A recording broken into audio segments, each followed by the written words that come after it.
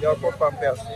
Airport পাম্পে অনেক serial চলে গেছে কষাইবাড়ির এদিক দিয়ে সামনে একবারে রেল লাইনের এদিকে পৌঁছায় গেছে রেল লাইন। তো দেখি এখন বাজে 11:30। দেখি আজকে পাই কিনা, আশা করতেছি আজকে তেল পাবো। 11:30 এমনি অন্য সময় দাঁড়াইছি 5টা 5:30টার দিকে, কিন্তু আজকে তাড়াতাড়ি সকাল সকাল আসছি 11:30টায়। দেখি আজকে পাই কিনা লাইনের জন্য। সবাই ওখানে ওয়েট করতেছে তেলের জন্য। প্রাইভেট কার মেট্রো সবই আছে। আমরা সামনে পাম্পের দিকে যাচ্ছি, দেখি পাম্পে কি অবস্থা। অনেকে গতকাল রাত থেকে অনেকে 5টা থেকে ওয়েট করতেছে, সকাল 5টা ভোর 5টা। আর আমার এক ভাই আমার সাথে আছে, যদি ছাতা নিয়ে ওয়েট করতেছে যাচ্ছে পাম্পের দিকে। ভাই কি অবস্থা, আপনি কখন আসছেন? সকাল 10টায়। তাও তো আমাদের নিশ্চয়তা নেই তেল পাবো কিনা। আচ্ছা দেখি আমরা সামনে কি অবস্থা।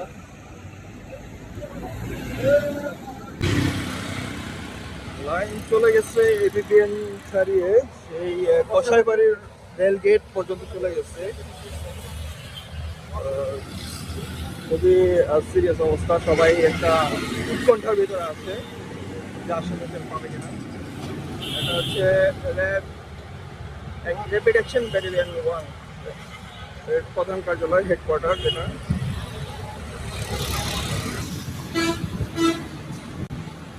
এখানে অনেকে এখানে প্রাইভেট কারের সিরিয়াল, আর ওই পাশে হচ্ছে ডান পাশে হচ্ছে মোটরসাইকেল। তেলের জন্য মানুষ কত কষ্ট করে সেই সকাল থেকে দাঁড়িয়ে আছে। শেষ পর্যন্ত তেল পাওয়া যাবে কিনা এই শিওরলি বলতে পারে না, তারপরে সবার চেষ্টা।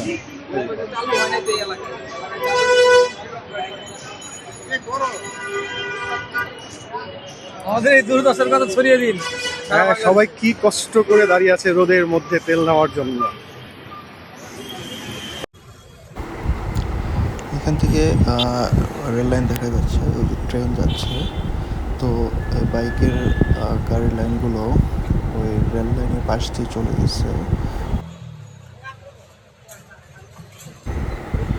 তো আমরা আস্তে আস্তে সামনের দিকে যাচ্ছি যে আসলে লাইনটা কোথায় গিয়ে ঠেকেছে এটা দেখার জন্য।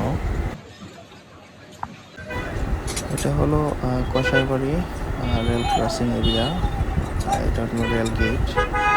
তো বাইকের সিরিয়ালগুলো এর পাশে ডান পাশে, রেল লাইন বাম পাশে, রেল গেটের অপোজিটে। তো এর ডান পাশে আবার এপিবিএনের কার্যালয়। তো এর পাশে দিয়ে লাইনটা লম্বা হয়ে চলে গেছে পাম্পের পিছন দিয়ে এয়ারপোর্টের।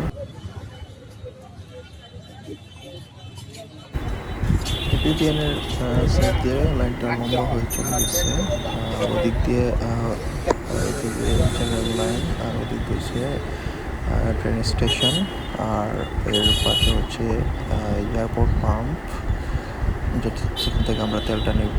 ওই সামনে ওই দিক দিয়ে ঘুরে লাইনটা চলে গেছে। আমরা যাব এই দিক দিয়ে সামনের দিকে, লাইনটার সামনের দিকে এগোবে। র্যাপিড অ্যাকশন ব্যাটালিয়ন 1 এর কাছাকাছি মাত্র আসতে পারলাম।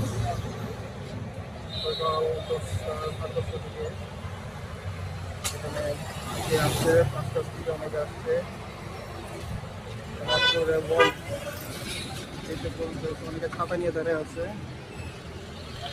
প্রচন্ড রোদ। এরপর একটু তেলের রাস্তা, তেল পাওয়া যায়। আমি কিছু করি নাই ভাই, ভাই আল্লাহর রাস্তায় আমি কিছু করি নাই। আপনারা বাঁচান ভাই, আমি কিছু করি নাই ভাই। আমি কিছু করি নাই রে ভাই। ও ভাই বাঁচান ভাই, আপনারা বাঁচান ভাই, আমি কিছু করি নাই ভাই, আমি কিছু করি নাই।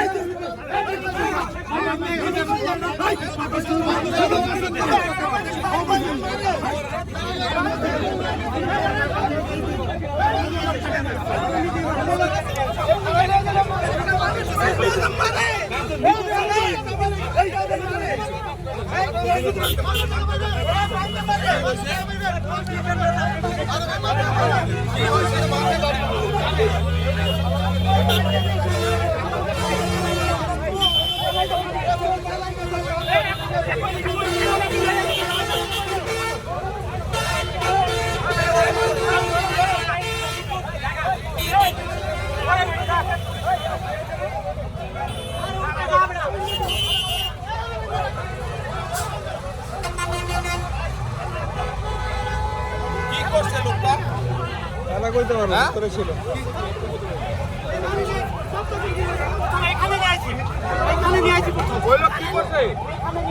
কি করছে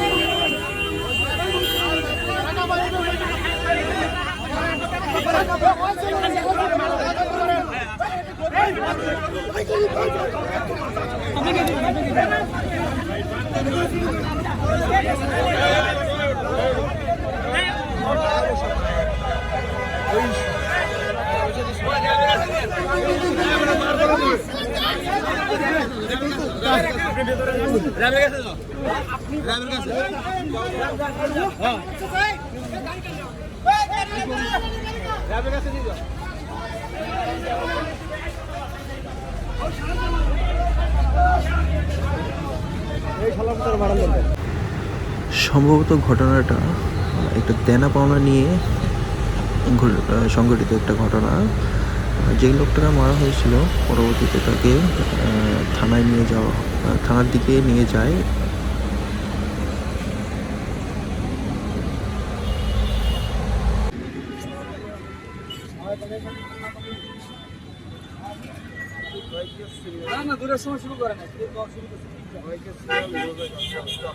আস্তে আস্তে যাচ্ছে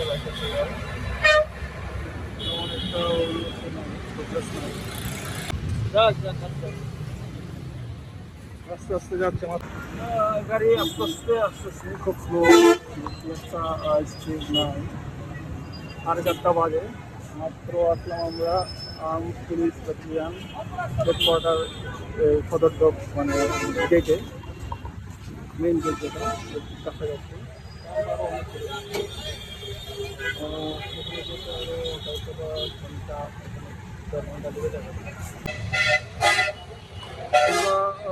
পাম্পের কাছাকাছি আমরা প্রথম পাম্পে যাবো না, আমরা দ্বিতীয় পাম্পে যাবো। প্রথম পাম্পে 500 টাকা দেয়, পরেরটায় 1000 টাকা এক্সট্রা দিলে ফুল দেয়। আমরা পরের পাম্পে যাবো স্মার্ট সিট, আর এটা হচ্ছে ডিএল ফিলিংসে 500 দেয় আর স্মার্ট সিটে 1000। এখন বাজে 5:07, আমরা প্রায় পাম্পের কাছাকাছি। ঠিক আছে হয়ে যাবো ইনশাল্লাহ। আর কাছাকাছি আছি, আরো প্রায় 15-20টা বাইক আছে। যাক, অবশেষে আমরা পাম্পের কাছাকাছি দেখতে পেরেছি।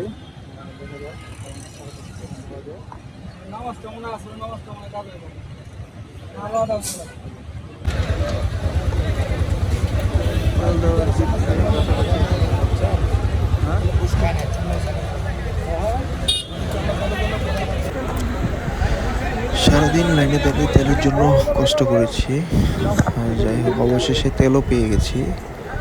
সৌভাগ্যের ব্যাপার হলো তেল পেয়ে গেছি ফুল, তার জন্য কিছু এক্সট্রা টিপস দেওয়া লাগছে। যাই হোক তেল তো ফুল পেয়েছি।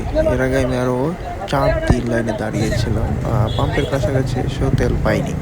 যাক, সেই হিসাবে আজকে অন্তত তেল পেয়ে গেছি।